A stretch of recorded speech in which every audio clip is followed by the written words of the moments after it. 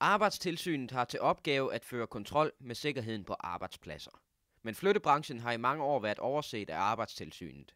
Fagbevægelsen siger om Arbejdstilsynet: Det er sjældnere og sjældnere, vi ser Arbejdstilsynet på et målrettet tilsyn, eller et uanmeldt tilsyn. Det ser vi aldrig mere. Altså.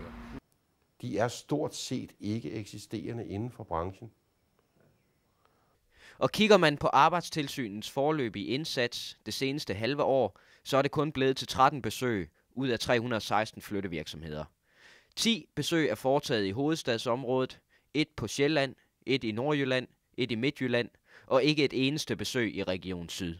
Arbejdstilsynet siger om den foreløbige indsats: Ja, altså den særlige indsats foregår over hele landet, men det har været op til centrene selv at fordele i forhold til flytteforretninger og sådan noget, og det kan være, de ikke er noget. Altså, som sagt, så er indsatsen ikke afsluttet endnu, så der er nogle ting, der...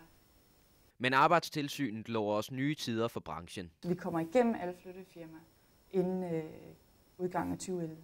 Branchen tager godt imod den kommende indsats. Men på baggrund af de ganske få besøg, som tidligere er foretaget, så ser Benny Hansen store problemer med at nå målet. Men det kræver faktisk, at de klarer et flyttefirma hver anden dag. Altså, der skal også være realisme bagved. Det skal der altså være. Og det er der altså ikke, hvis de skal nå alle flyttefirmaer inden 2011. Jeg tror ikke på det i hvert fald.